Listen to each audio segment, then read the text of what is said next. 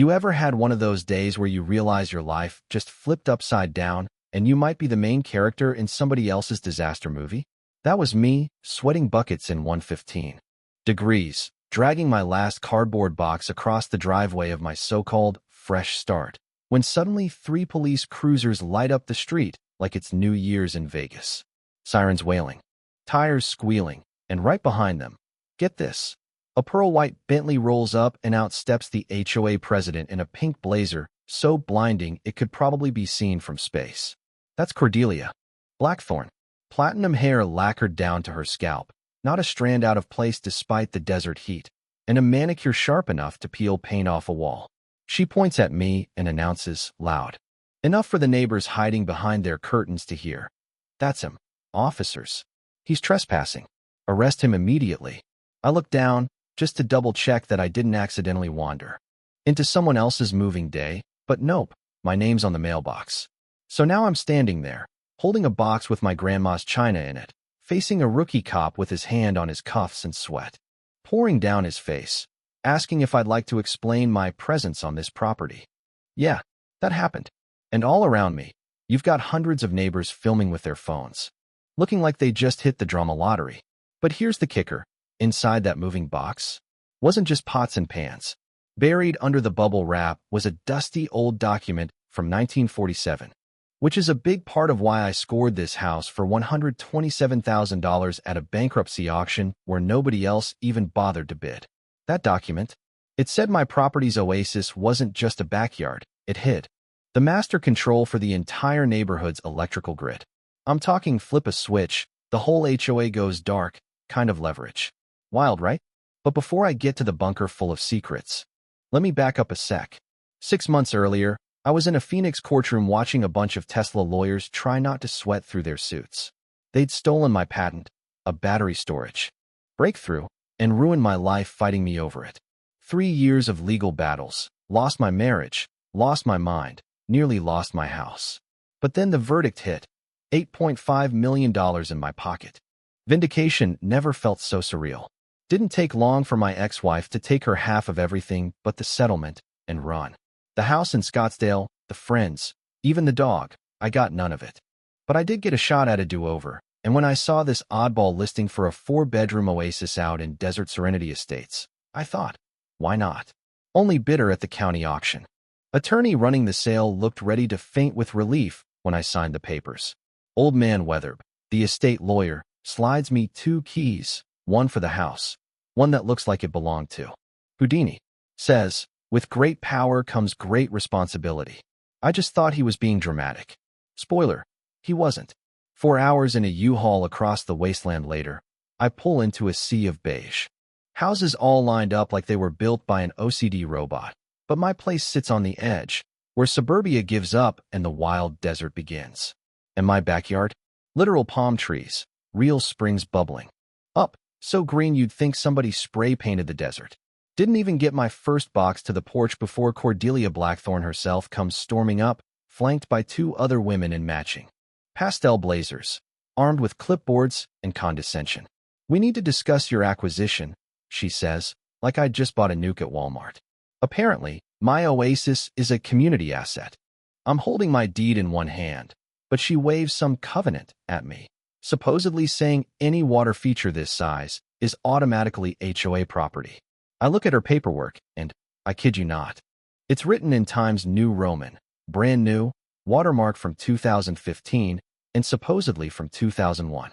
I point it out, and Cordelia's face barely twitches under the Botox, but I can tell she's rattled. You clearly don't understand how things work here, she threatens, giving me 72 hours to reconsider before things get uncomfortable. And she drops a business card for her Desert Serenity wellness retreats. Turns out she's been using my Oasis as her own cash cow, running $2,000 meditation retreats for celebrities and influencers. Instagram is full of exclusive photos of my backyard. And the HOA president is making 6 figures a month, tax-free, right under everyone's noses. The next morning, the real harassment starts. Violation notices stuck to my door for my U-Haul's bumper. Sticking out, fines for potted plants, for unapproved noise, unloading boxes at 8 p.m. Then come the inspectors, county, water, fire, all anonymous complaints about safety violations. Nothing sticks, but they all say the same thing. Someone's been making their lives hell for years with these reports, and the language in the complaints is always suspiciously official. Third day, my water gets shut off in 115-degree heat. Nobody at the utility knows why. My mail's ripped open and tossed on the lawn. It's like the universe itself is telling me to pack it in and go home. But that's when I meet Solomon Hendricks, neighbor, 80 years old, tough as old boot leather, and with a memory like a steel trap. That woman's driven out 5 families in 3 years. He mutters, meaning Cordelia. Always the same, harassment, fines, until they sell at a loss to one of her husband's shell companies. My property, he says, is the crown jewel, built over a secret military grid. He's not sure if the rumors are real, but the neighborhood's never lost power, not even in blackouts that hit the whole state. That night, I start hunting for anything out of place. Sure enough, the garage is longer than it should be, shelves move, and behind them is a door that only the weird key opens. Down the stairs, it's ice cold. Old military bunker, walls thick as a safe, and an entire wall of switches and analog meters labeled for every street in the community. I flip through Harrison Blackstone's logbooks, and my jaw hits the floor. Not only does the military still technically own the grid, but Cordelia's been charging every family $200 a month for maintenance on a system that's paid for, free, and untouchable. You keeping up? Because if you need a break, now's your chance. Smash that like button for justice. Hit subscribe for part 2 of how my HOA tried to destroy me and lost. And drop a thanks if you've ever dreamed of exposing a bully. Now, things escalated. 17 more violation notices in 3 days, culminating in one for unauthorized photosynthesis. No joke. Then come the criminal tactics. Slashed tires, spray-painted cameras, dead animals on my porch, even a threatening note. Outs don't last long in the desert. Then, Luna Park enters the story, attorney, sharp as a tack, and with her own vendetta against Cordelia. She's got spreadsheets, proof of property thefts, ruined families, and even a kid who nearly didn't survive the trauma. She's tracked 23 families forced out for their unique features, hot springs, mineral rights, historical homes, each flipped for millions in profit to Cordelia's network. And it's all protected by her husband, who owns the bank, her brother, a senator, and her lawyer, the former DA. Luna and I team up. She files FOIA requests, uncovers the history of the Desert Power Initiative, a forgotten military program that keeps the lights on for free. Meanwhile, Cordelia makes her fatal mistake. She sends a formal letter admitting she knows about the grid and threatens me if I don't shut up. Game over. The night of the emergency HOA meeting, Cordelia's in full-on power suit mode, demanding $5,000 per household to fund a legal war chest to protect the community. I stand up, connect my laptop, and start showing evidence, billing records, federal documents, photos of the bunker. The room goes from confused to furious in seconds.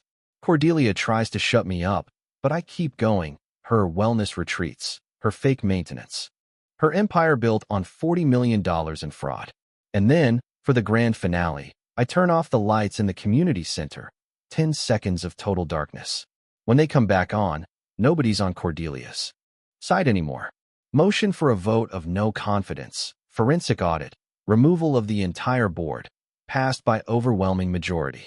Cordelia's out, but she promises to make my life hell. You have no idea what you've started, she hisses. Turns out I did.